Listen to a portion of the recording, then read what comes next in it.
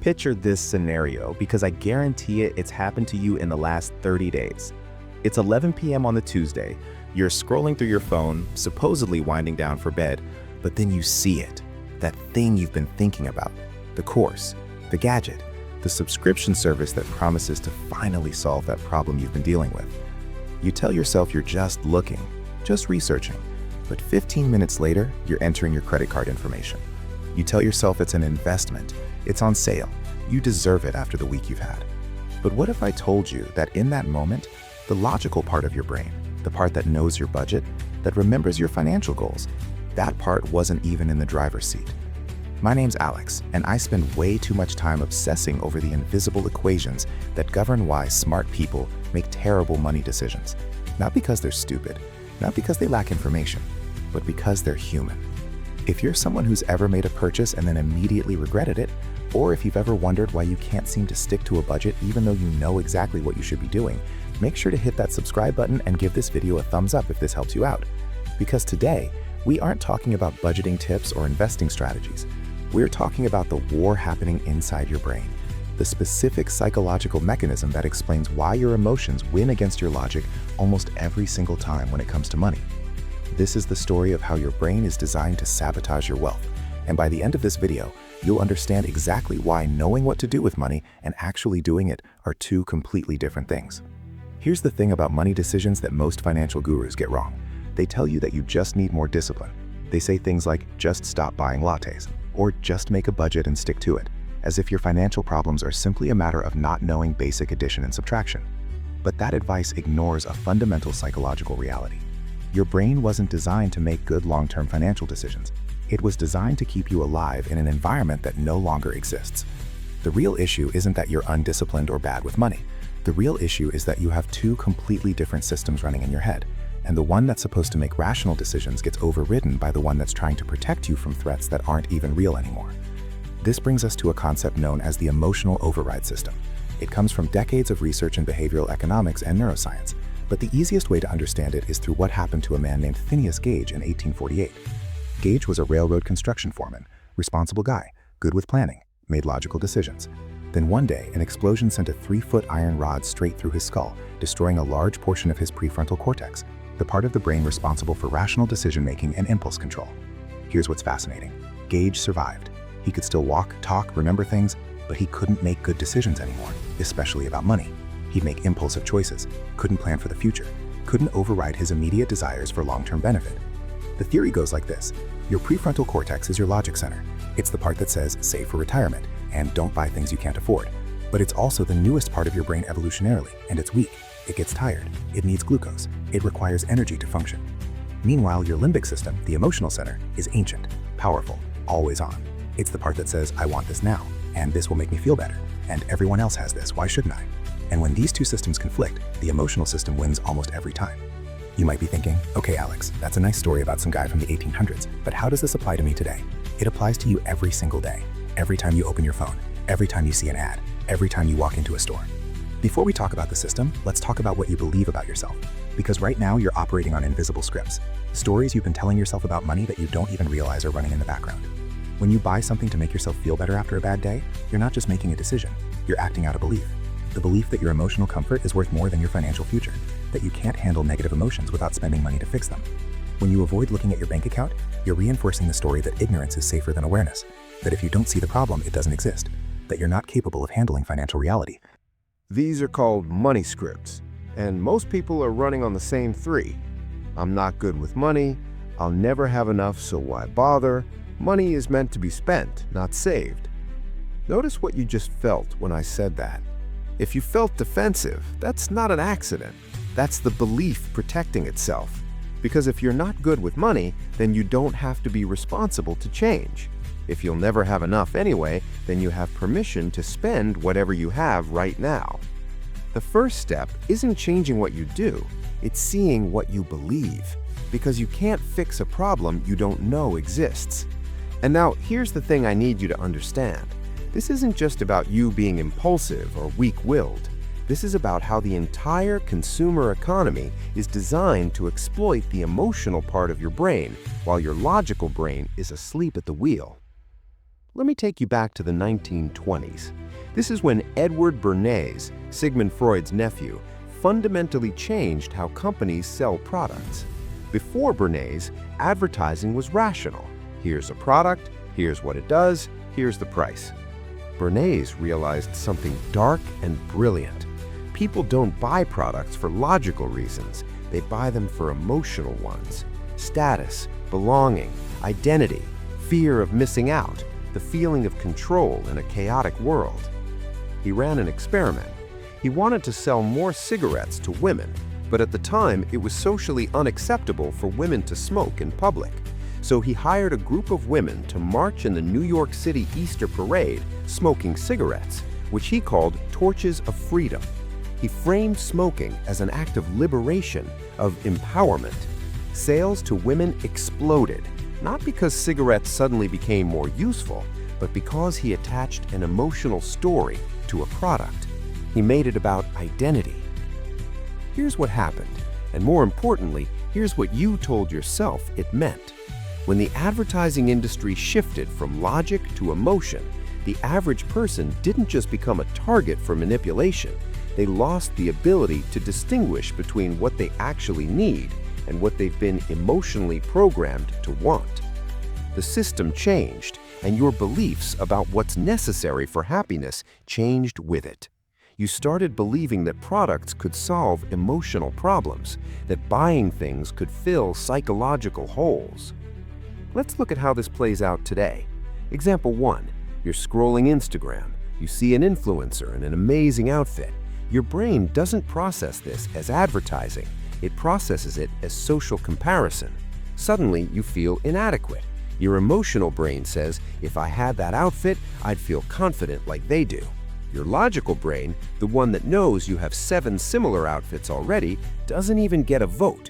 Within 3 clicks, you've spent $150 you didn't plan to spend.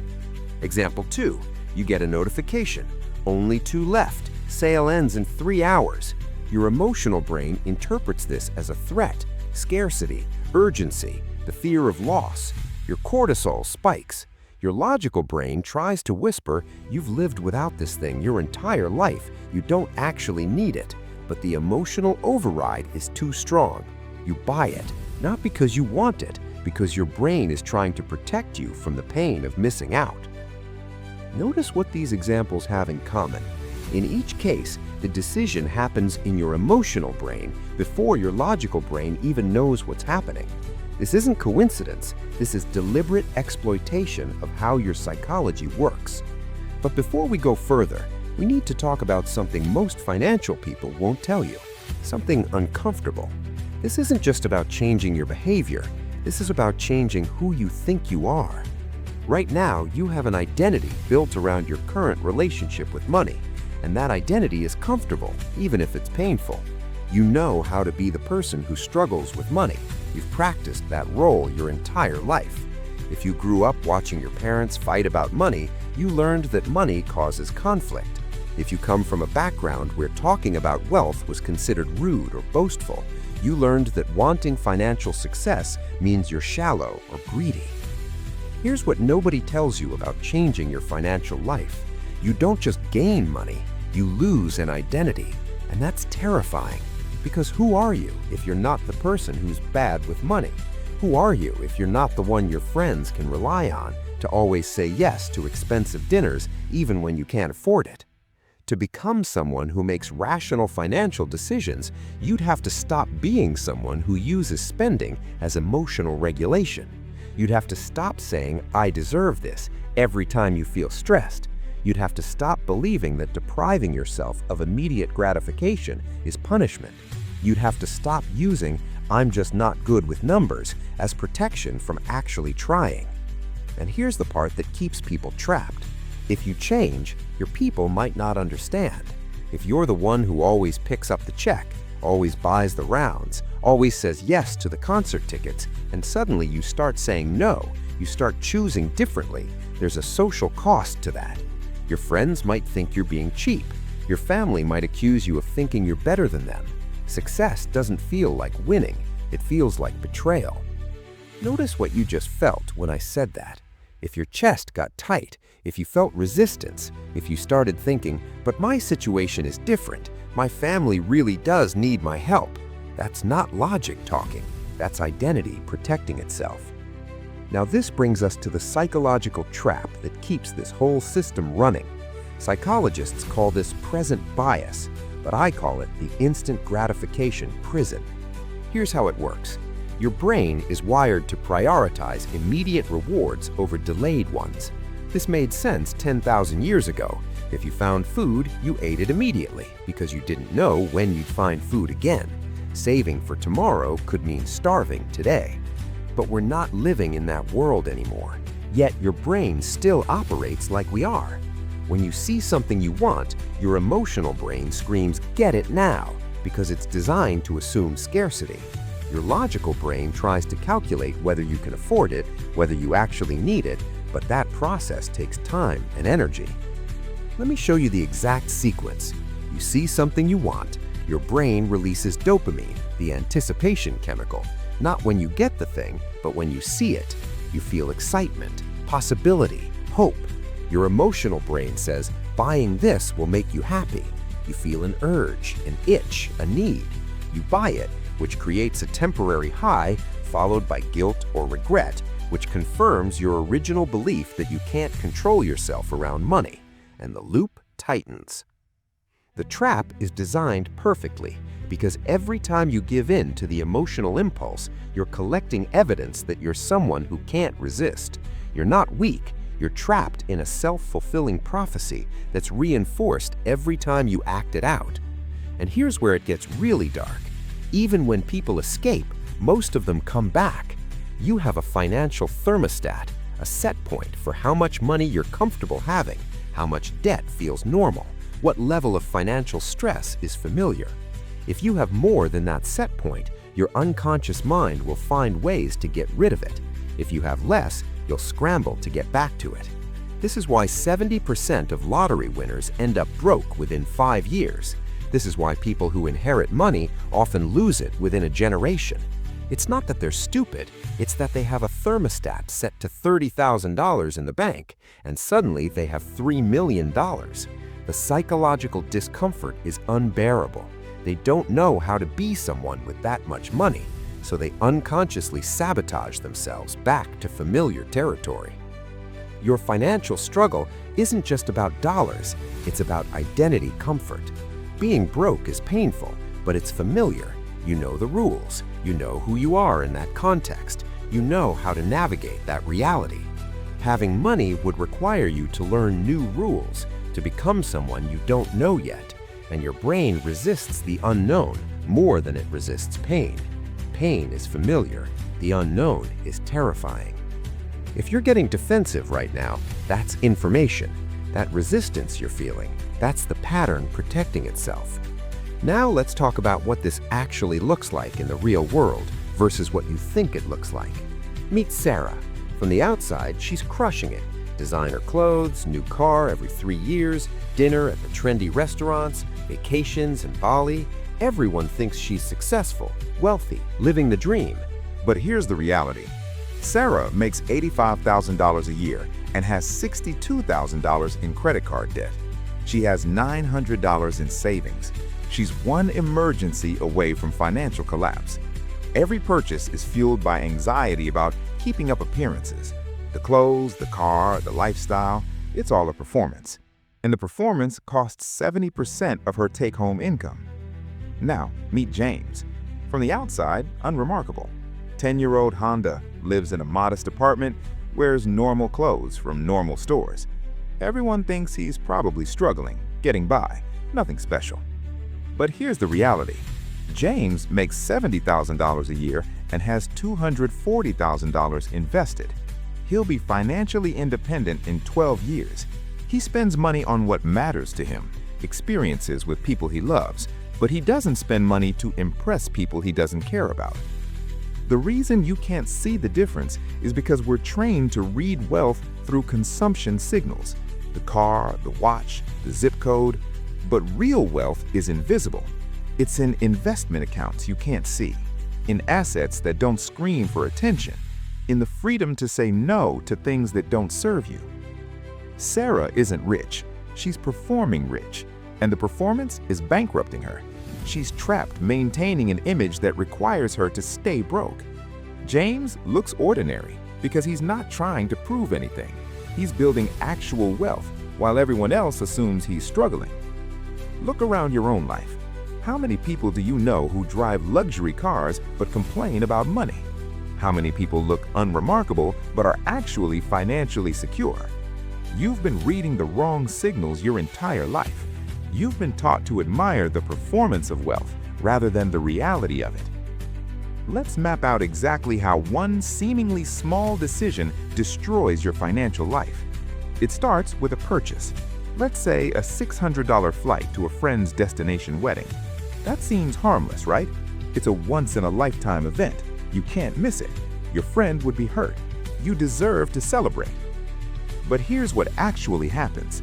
Within 24 hours, you realize you need an outfit for the wedding. That's another $300. You can't show up in something you already own. Everyone will have seen it in photos. You need shoes, another $120. Within 1 week, the guilt sets in. You've spent over $1,000. Your emotional brain says, well, I've already blown the budget, might as well enjoy myself. You book a nicer hotel, another $400. You think, I'm already there, I should extend the trip, see the area. Another 2 nights, another $500. Within 1 month, the credit card bill arrives. You can't pay it in full. You pay the minimum. The interest starts compounding. That $1,000 decision is now costing you an extra 19% annually, but you don't notice because it's spread across months. Within 6 months, you've paid $114 in interest alone. The trip cost has grown to nearly $2,500, but you've also normalized the credit card balance. It doesn't feel urgent anymore. It's just how things are. You've adjusted your thermostat. But we're not done, because that initial flight didn't just cost you the direct expenses. It cost you the opportunity to invest that money. If you'd put $2,500 in an index fund, averaging 7% annual returns, in 30 years, that's $19,000. It cost you psychological bandwidth. Every time you see that credit card balance, you feel stress. That stress affects your sleep, your focus, your relationships. It cost you time, the extra hours you'll have to work to pay off that debt, time you can't get back. It cost you compounding, not just of money, but of identity. You reinforce the belief that you're someone who chooses short-term emotion over long-term well-being. So that $600 flight that seemed reasonable, the real price tag is $19,000 in opportunity cost and countless hours of your life spent in financial stress. Notice what you just felt when I showed you that math. That sinking feeling, that's awareness breaking through denial. So how do we break this? How do we step out of a pattern that's been running your entire life? It starts with understanding that this isn't a money problem. This is an identity problem. Right now, you operate from a consumer identity. You are someone who uses money to solve emotional problems, who sees purchases as rewards, who believes that spending equals living. To build actual wealth, you need to become someone who operates from a builder identity. Someone who uses money as a tool for freedom, who sees delayed gratification as self-respect, who believes that building equity equals living. This isn't about faking it. This is about fundamentally rewiring how you see yourself in relation to money. Let me tell you about Marcus, 28 years old, marketing manager making $67,000 a year. The before, Marcus was drowning. He had $18,000 in credit card debt. He bought lunch out every day because he told himself he was too busy to pack. He dropped $300 at bars every weekend because that's what his friends did. He had subscriptions he didn't use but kept paying for because canceling felt like admitting defeat. His self-talk was brutal. I'll never get ahead. I'm just not good with money. I work hard. I deserve to enjoy my life. I'll deal with it later. His financial reality was $22 in savings and the constant low-grade anxiety of knowing he was one car repair away from disaster. The turning point came when his company announced layoffs. Marcus wasn't let go, but watching his coworkers panic because they had no safety net shook him. He realized he was one decision away from them. The specific belief that cracked was "I'll deal with it later," because he saw that later had arrived for people just like him. The after. Marcus started seeing himself differently, not as someone who was bad with money, but as someone who was building something. He started packing lunch 4 days a week, not as deprivation, but as practice in being someone who makes intentional choices. He told his friends he was cutting back on bar nights. Some of them judged him. He chose his financial future over their approval. His new self-talk became, "I'm becoming someone who has options. I'm building my freedom. Short-term discipline is long-term self-respect." Within 18 months, he'd paid off the credit card debt. Within 3 years, he had $42,000 invested. The money didn't change first. The identity changed first. He stopped being someone who used spending to prove he'd made it and started being someone who used investing to actually make it. The money was just a side effect of the identity shift. Now, when most people learn this information, here's what they do. And I need you to understand why this doesn't work. They hear this and they think, okay, I'll just stop spending on stupid stuff. I'll make a budget. I'll use willpower. They'll delete the shopping apps from their phone. They'll cut up their credit cards. They'll make elaborate spreadsheets tracking every dollar. And it lasts about 3 weeks. Then they're right back where they started. Why? Because they tried to change the behavior without changing the identity. They tried to act like a builder while still thinking like a consumer. They're trying to use discipline to override their programming, and willpower doesn't work long term. You can white-knuckle your way through not buying things for a while, but eventually you'll revert to your set point. Your identity will win. Then they feel like failures. They use the relapse as evidence that they're broken, that they're really bad with money, that change is impossible for people like them. And the pattern gets stronger. The limiting belief gets reinforced. What they should have done instead is rebuild the identity first, then let the behaviors follow naturally. The right approach isn't to fight your identity. It's to become someone for whom the right financial decisions are natural. Here's how you actually break free. And I'm warning you, this requires more than just budgeting. This requires becoming someone new. Strategy 1. The tactic: implement a 24-hour rule. Before any non-essential purchase over $50, wait 24 hours. No exceptions. The identity shift: to do this consistently, you need to become someone who values conscious choice over impulse, someone who respects their future self enough to pause. The mental resistance. You will feel urgency. Your brain will say, "But it's on sale," or "I need this for the event this weekend," or "I've been thinking about this for weeks already." The counter move? When that happens, recognize it's the old identity trying to survive. Say to yourself, if I still want this in 24 hours, I can get it then. This is me practicing being someone who makes intentional decisions. The thought pattern of people who succeed? They think, my future self is thanking me for this pause. They tell themselves urgent feelings pass, but financial consequences last. They reframe waiting not as deprivation, but as self-respect. Strategy 2. The tactic. Track your emotional state when you make purchases. Not just what you bought, but what you were feeling right before. Create a simple note in your phone. Date, purchase, emotion. This requires you to stop being someone who shops unconsciously and start being someone who investigates their own patterns. The identity shift. This requires you to stop being someone who is ashamed of their psychology and start being someone who's curious about its own behavior. You're not judging yourself. You're becoming a scientist studying your own behavior. The mental resistance. You'll want to skip this when you're making small purchases. You'll justify it by thinking, it's just $15, it doesn't matter. The counter move? Do it anyway, especially for small purchases, because the pattern is what matters, not the amount. Warning signs: the old pattern is creeping back. You notice yourself making purchases without logging them. You start thinking, I already know why I bought this, I don't need to write it down. You feel irritation at the process instead of curiosity about the data. Strategy 3. The tactic. Before making any purchase, ask yourself, am I buying this to have it, or am I buying this to be seen having it? Be brutally honest. The identity shift. This requires you to stop being someone who outsources their self-worth to consumption signals and start being someone who defines success internally. The social pressure. People will notice you're changing. Your friends who are still performing well will feel judged by your new choices. Your family might say, you've changed, or you think you're better than us. How to handle it? You don't owe anyone an explanation for choosing financial health. You can say, I'm just trying something different, or I'm working on some personal goals.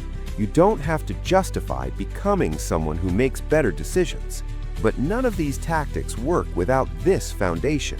You must separate your emotional needs from your purchasing decisions. This means developing other ways to process stress, celebrate wins, or cope with disappointment that don't involve spending money. Not once, not when you feel like it, every single day. When you feel stressed, instead of shopping, you go for a walk, call a friend, write in a journal, do literally anything that doesn't require a transaction. When you want to celebrate, you acknowledge the win without needing to buy something to make it real. Think of yourself as an investor, not a consumer. An investor doesn't ask, can I afford this? They ask, is this the best use of this capital? They don't see money as something to spend. They see it as something to deploy strategically. An investor doesn't buy things to regulate emotions. They process emotions like an adult and make purchasing decisions like a strategist. When something triggers the urge to buy, they don't react, they investigate. You're not trying to be perfect. You're trying to become someone for whom intentional financial decisions are natural. Look, here's what this is really about. This isn't about having a bigger number in your bank account. This is about reclaiming agency in a system designed to keep you powerless. Money is just a tool. The real prize is freedom. The freedom to say no to things that don't serve you. The freedom to weather a storm without panic. The freedom to make choices based on what you actually want, not what you can barely afford. You have a choice right now. You can keep being someone who lets their emotions make financial decisions. That's comfortable. That's familiar. Your identity stays intact. You get to keep blaming circumstances, the system, your lack of willpower.